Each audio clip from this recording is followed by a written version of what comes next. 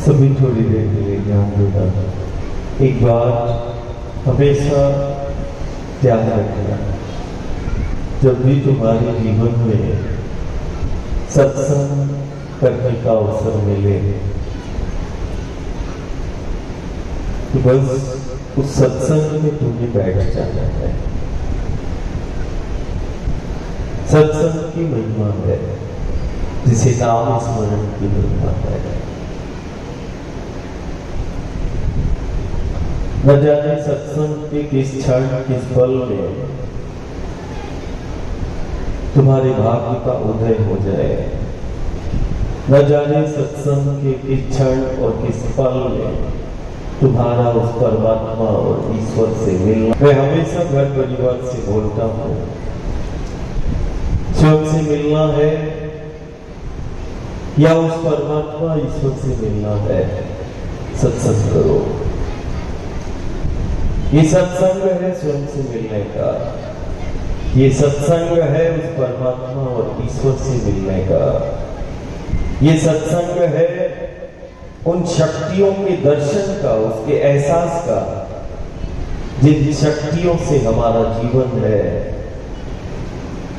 ये सत्संग है उस आधार शक्ति का, ये चिंतन है उन शक्तियों का, जिन शक्तियों के बिना हमारा कोई अस्तित्व नहीं है। ये सत्संग कि एक एक क्षण एक एक पल बस तुम्हें जीना है।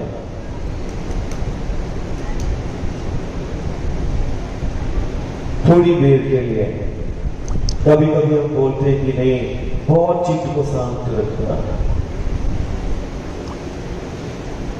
हम तो इतना भी घर परिवार से बोलते हैं कि नहीं,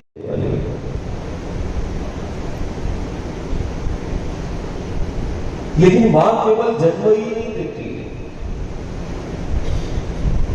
मां वो शक्ति है जो जीवन भी देती है।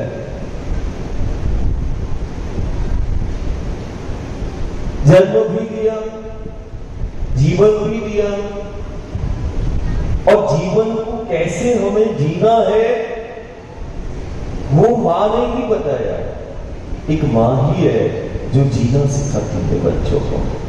केवल जन्म नहीं देती, केवल जीवन ही नहीं देती, वो मां ही है जो बच्चों को जीना सिखाती है। एक मां ही है जो बच्चों को आत्मनिर्भर बनाती है। जन्म भी दिया,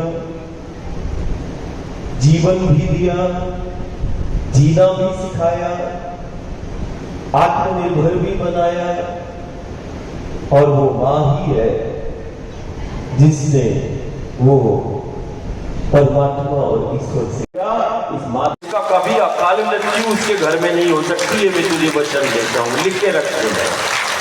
थोड़ा जोर से बढ़े, है ना। तूने आज अपने घर को बिन मांगे क्यों?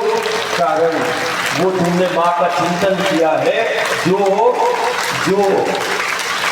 काल की गणना नहीं, काल के मंत्रणा करना सिखाती, वो नर्मदा का चिंतन तुमने किया है।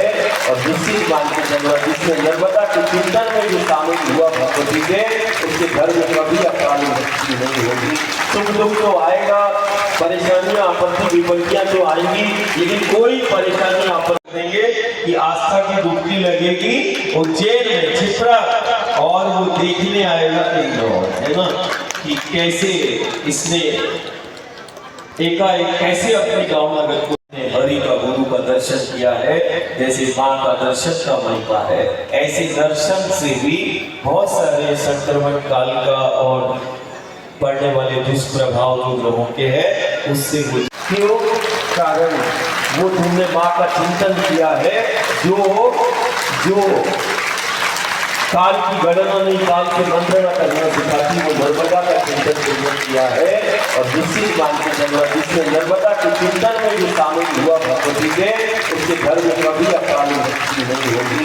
सुख दुख तो आएगा, परेशानियां आपत्ति विपत्तियां तो आएंगी, लेकिन कोई परेशानी आपत्ति का कभी अकाल मृत्यु उसके घर में नहीं हो सकती है। मैं तुझे वचन देता हूँ, लिख के रख दे। थोड़ा जोर से बढ़े, है ना।